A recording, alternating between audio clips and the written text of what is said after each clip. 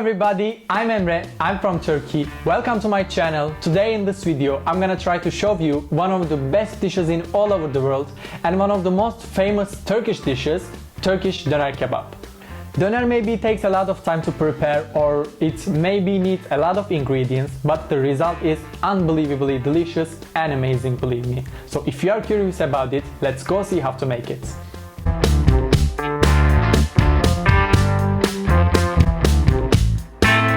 What we need to do first is to cut the meat because we are going to have to marinate it at least for 3 hours. This is why we need to start with doing that.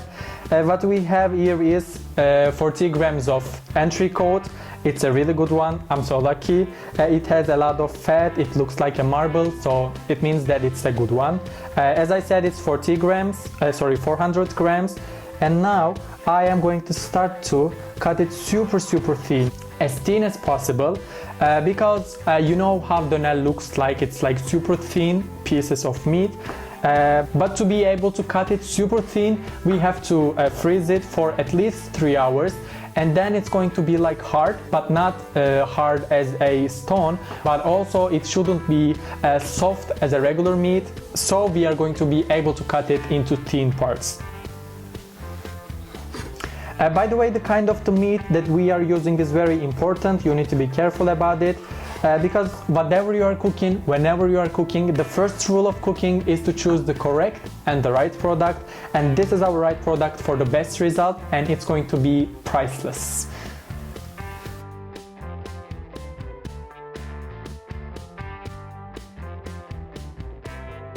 I finished slicing the meat.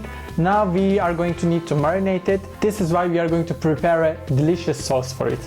What we are going to have for it is 1 onion, 2 cloves of garlic, some thyme, some smoked paprika.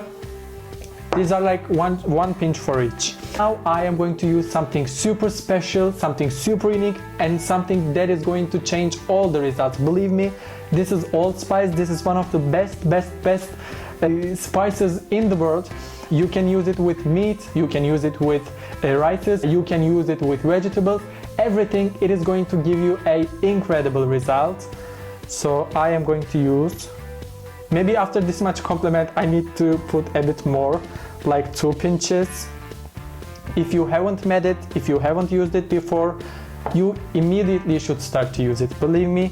Now we are going to mix them, we are going to blend them very well for about 5 minutes because we want onions and garlics all water and juice. As you know, garlic and onion are acidic, and we are going to need this acid for marinating our beautiful meat. So let's mix it for about 5 minutes now. It's ready. Now we are going to, maybe I should remove this. Now we are going to mix it with 1 cup of milk. Milk is a great meat softener. I recommend you to use it whenever you are cooking a kind of meat that you need to marinate it.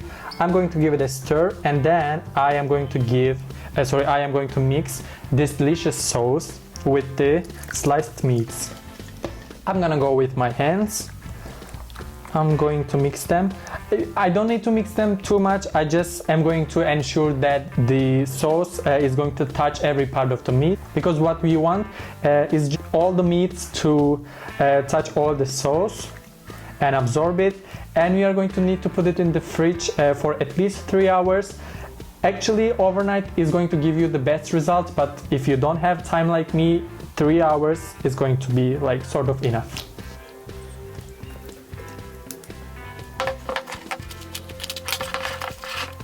As you just saw, after preparing the mixture, I covered it with a cling film because you know it has garlic and onion, and I think we wouldn't like our refrigerator to smell like garlic and onion after 3 hours.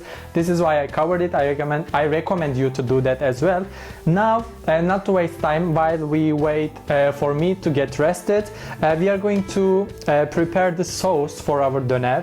What we are going to use for the sauce is like 2 tablespoons of extra virgin olive oil. We are going to wait until it gets warm, and then we are going to add 4 tablespoons of homemade tomato puree. and we are going to use a teaspoon of tomato paste, some sugar, salt and pepper. It's important to use extra virgin olive oil and tomato puree, because like this you're going to feel that Mediterranean touch in this döner kebab. And then when it starts to simmer, we are going to add only a very small pinch of sugar. What sugar does is to balance the acid of tomato, and it is going to enhance all the flavor of tomato, and we are going to feel it more like Mediterranean and super light and super healthy, super delicious. So it's important to use sugar all the time whenever you use tomato in something. By the way, the reason why we use the tomato paste is to give it like sort of a sour taste and to make it even more red. The color is going to be like stronger. This is what we use a lot in Turkish cuisine, and actually in Mediterranean cuisine it's used a lot. You use tomato for taste and you use tomato paste for color.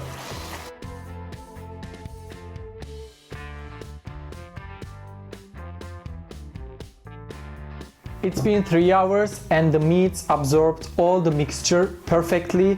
They softened because of the milk, and they enhanced their own flavors because of the spices, garlic and onion that we put. Now it's time to cook them.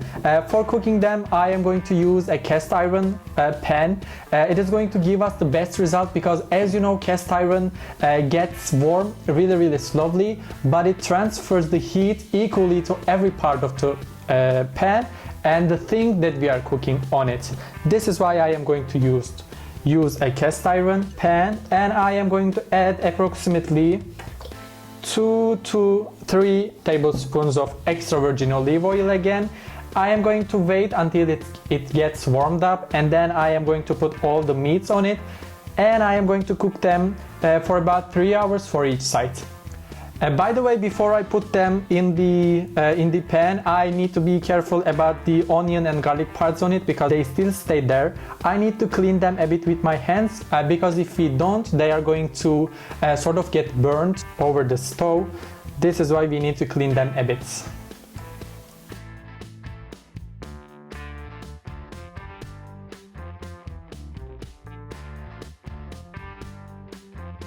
Within 6 minutes, meats or döners got perfectly ready. They are super delicate, they are super soft. This is the miracle of entrecote, because entrecote is coming from the laziest and the softest part of the animal. If I have to show it on my body, it's coming from this part of the animal, and this is why it doesn't have any muscle, it just has fat. So it's super soft, super delicate and super delicious. I cannot speak because I'm drooling. I cannot wait to eat.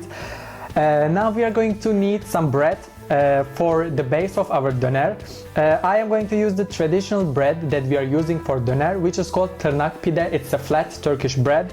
If you don't have the chance to have it, or if you don't want to have it, you can use any kind of unfresh bread that you have.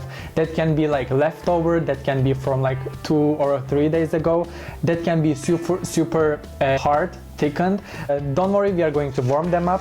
What I am going to do is to cut it into cubes. It doesn't have to be so small, just like random chunks. I really am drooling. Now the breads are ready and we are going to need a pan to warm them. But we already have a pan here and it has got all the delicious parts of the meat, which is like fat, which is the water of the meat. So it's super delicious. We are not going to have to change it. It's going to be better even to use this. What I am going to use like 2 teaspoons of butter to enhance the flavor even more. I am going to wait until it a bit melts. By the way, I cleaned the pan a bit. I cleaned the most burnt parts because we cannot have the burnt parts. It only has the fat and the juice of the meat. And now I am just going to warm them up. I am not going to cook them. It's going to take for about 2 minutes, and then I am going to put them in the beautiful traditional plate that we serve the döner with.